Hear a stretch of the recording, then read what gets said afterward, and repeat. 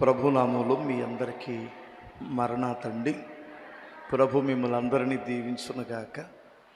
మరి నాకు ఈ మంచి సమయం ఇచ్చిన దైవజనులకి నా నిండు వందనాలు. మరి ముఖ్యంగా దైవజనులు కిరణ్ బాబాయ్ గారికి, పెద్దలైన వారికి నా హృదయపూర్వకమైన వందనాలండి. వాస్తవంగా ఇది మనందరం ఇక్కడ కూడుకున్నాం. ఇది సంతోషింపతగిన విషయమేమి కాదు, కానీ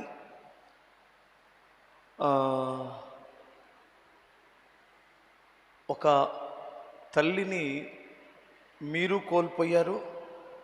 ఈ గుంటూరు పట్టణంలో ఉన్న ఎంతోమంది క్రైస్తవులు కోల్పోయారని చెప్పక తప్పదు. ఎందుకంటే ఆమె ఒక నక్షత్రము లాంటిది. ఆమె వెలుగుతూ ప్రకాశించింది. అనేకులకు ఆశీర్వాదకరంగానే ఉందామె. నేను మొన్న ఈ మధ్య తల్లిగారు చనిపోయిన తర్వాత ఆమె లాస్ట్ మాటలు విన్నాను. నేను హాస్పిటల్ నుండి వచ్చిన తర్వాత ఆమె మాటలు వింటున్నప్పుడు నా కళ్ళ నీళ్ళు వచ్చేసినాయి. 7 నెలలు ఆమె హాస్పిటల్లో ఉండి, అక్కడ కూడా ఆమె అంత వేతనకరమైన స్థితిలో ఉండి అక్కడ కూడా పిల్లలను కనిందామె. ఎందుకంటే ఆమె ఒక మాట చెప్పింది, నేను వచ్చేటప్పుడు చాలామంది ఏడ్చారు, నన్ను పట్టుకొని ఓ చిన్న పిల్లలాగా నన్ను ముద్దులు పెట్టుకున్నారు ఆ నర్సులు, అక్కడ పరిచర్య చేసిన వైద్య బృందం. అంటే నాకు చాలా ఆశ్చర్యమైంది. ఆమె ఒక పేషెంట్గా ఉండి అనేకులు ప్రేమ సంపాదించగలిగిందంటే, ఆరోగ్యంగా ఉన్నప్పుడు ఆమె ఎంతమందిని ప్రేమించి, ఎంతమంది క్రీస్తు యొద్దకు నడిపించి, వారి కొరకు విజ్ఞాపన చేసి ఆ తల్లి ఎంతమందిని సంపాదించుకొని ఉండొచ్చు. ప్రియులారా, ఒక మంచి తల్లిని మీరు కోల్పోయి ఉండొచ్చు, కానీ దేవుడు ఆ ఖాళీని ఎప్పుడూ పూర్తి చేయకుండా ఉంచడు. ఆ విషయాన్ని గుర్తుపెట్టుకోవాలి. ఎందుకంటే ఏలియాని తీసుకున్నాడు అంటే ఎలీషాని దేవుడు ఏర్పాటు చేసుకున్నాడు. ఒక దైవ సేవకుణ్ణి లేదా ఒక సేవకురాలని దేవుడు పిలిచాడు అంటే ఆ ఖాళీని దేవుడు పూర్తి చేస్తారు. నేను అనుకుంటున్నాను, నా ఆలోచన, అంతకంటే శ్రేష్టమైన తల్లిని మీకు కిరణ్ బాబు గారి యొక్క సతీమణి గారిని మీకు ఇచ్చారని నేను నమ్ముతున్నాను. ఎందుకంటే ఆ ఖాళీని ఎప్పుడూ ఖాళీగా ఉంచరు ప్రభు. ఆ స్థానాన్ని పొడుస్తారు, ఆ స్థానంలో మరొకరిని నిలబెడతారు. కనుక మీరు తాత్కాలికంగా మనం ఆ తల్లిని దూరం అవ్వచ్చు, కానీ మనందరం ఆమెను చూస్తాం.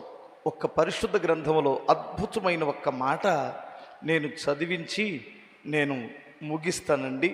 హెబ్రీలకు రాసిన పత్రిక 11వ అధ్యాయంలో ఒక అద్భుతమైన మాటలు ఉంది.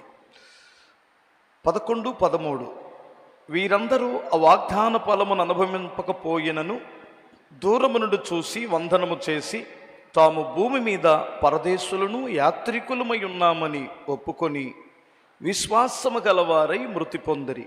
అలాగూ చెప్పువారు తమ స్వదేశమును వెతుకుచున్నామని విషదపరుచుచున్నవారు కారా? వారు ఏ దేశము నుండి వచ్చిరో ఆ దేశమును జ్ఞాపకముంచుకున్న ఎడల మరలా వెళ్ళుటకు వీలు కలిగి ఉండును. అయితే వారు మరి శ్రేష్టమైన దేశమును, అనగా పరలోక సంబంధమైన దేశమును కోరుచున్నారు. అందుచేత తాను వారి దేవుడునని అనిపించుకున్నటకు దేవుడు వారిని గురించి సిగ్గుపడడు. ఏలయనగా ఆయన వారి కొరకు ఒక పట్టణమును సిద్ధపరిచి ఉన్నాడు. ప్రియులారా, మీరు ఒక్కసారి గమనించాలి. వారి యాత్రికులమని గుర్తుంచుకొని బ్రతికారు, విశ్వాసము గలవారై మృతి పొందారు. వారి స్వదేశమును వెతుకుతూ 24 గంటలు ఆ దేశమును కొరకే ఆలోచిస్తూ దాన్ని వెతికారు. వారు ఏ దేశము నుండి వచ్చిరో ఆ దేశమునకి వెళ్ళడానికి గుర్తు పెట్టుకొని బ్రతికారు. అందుకని దేవుడు వారి దేవుడినని అనిపించుకోవడానికి ఆయన సిగ్గుపడట. అంటే కొందరిని బట్టి సిగ్గుపడుతున్నాడనే కదా దాని అర్థమవుతుందండి. ఇలాంటి మహాభక్తి కలిగిన తల్లుల గురించి నేను ప్రమీలమ్మ గారి దేవుడును అనడానికి దేవుడు ఎప్పుడూ సిగ్గుపడేవాడు కాడు. అలాంటి ఒక శ్రేష్టమైన విశ్వాసము కలిగి ఆ తల్లి మరి ప్రభు దగ్గరికి మహిమలోనికి ప్రవేశించారు. ఆమెను మనందరము చూస్తాం. ఎందుకంటే బైబిల్ ఇక్కడ రాయబడింది ఒక అద్భుతమైన మాట. వారి కొరకు ఒక పట్టణమును దేవుడు సిద్ధపరిచారు. ఆ తల్లిగారిని మనం చూస్తాం, ఆ పట్టణములో ప్రవేశిస్తాం. ఆ శుభప్రదమైన నిరీక్షణ మనలందరినీ ఆదరించునుగాక. చిన్న ప్రార్థన చేస్తాను. దయగలిగిన తండ్రి, నాయనా, ఈ బైబిల్ మిషన్ను ప్రారంభించిన నాటి నుండి నేటి వరకు మీరు తండ్రిగాను, నాయకుడుగాను, బోధకుడుగాను, స్వస్థతపరిచే మహానుభావుడుగాను మీరుండి ఈ దేశంలోనే కాక ప్రపంచంలో ఈ బైబిల్ మిషన్ను తండ్రి మీరు అభివృద్ధి పరిచి ఆస్వాదించారు తండ్రి. మీకు స్తోత్రం.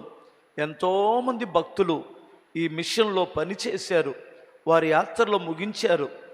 అదే రీతిలో అదే క్రమంలో మా తల్లిగారు కూడా తండ్రి ఆమె చివరి శ్వాస వరకు కష్టపడింది నాయన. ఆమె కష్టాన్ని మర్చిపోవడానికి మీరు అన్యాయస్తుడు కాదు. ఆమె చేసిన ఉపవాసములు, ఆమె చేసిన ప్రార్థనలు, ఆమె చేసిన సేవను మీరు మర్చిపోలేదు తండ్రి. పరలోకములో గొప్ప బహుమానం ఇవ్వండి. మరి ముఖ్యంగా తన కడుపును పుట్టిన సంతానమును తరతరాలకి ఆశీర్వాదకరముగా యాజక కుటుంబంగా మీరు నియమించినందులకు స్తోత్రం తండ్రి. వారితో కలిసి పనిచేస్తున్న అభిషిక్తులైన దైవజనులందరూ కూడా ప్రభా మీరు దీవించినందులకు స్తోత్రం. ఈ పరిచర్యలను నానాటికి మీరు అభివృద్ధిపరిచి అంచెలంచెలుగా దీవించండి. నీ దాసులైన వారికి, సంఘానికి, తన కుమారునికి, కోడలకి, పిల్లలందరికీ, మనవళ్ళకి, మనవరాళ్లకు ఓదార్పునివ్వండి నాయన. నెమ్మదిని కలుగు చేయమని యేసుక్రీస్తు నామం అడుగుచున్నాను తండ్రి. ఆమేన్. ఈ సమయం ఇచ్చిన దైవజనులకు నిండు వందనాలు.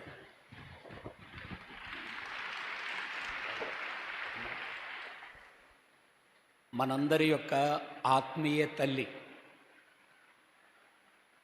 ప్రభు శ్రమలో ఎందుకు ఉంచారు, ఎందుకు తీసేసుకున్నారు? ఇది దేవుని చిత్తము. దేవుని యొక్క చిత్తము. అమ్మ వెళ్ళిపోగా దేవుడు మనకు మరి యొక్క అమ్మను సిద్ధపరిచారు. కాబట్టి ఆదరణ కలిగించే చక్కటి విషయాలు తెలియజేసిన మాథ్యూస్ గారికి ఇదన కార్యక్రమం తరపున కృతజ్ఞత తెలియజేస్తున్నాము. నేను ఒక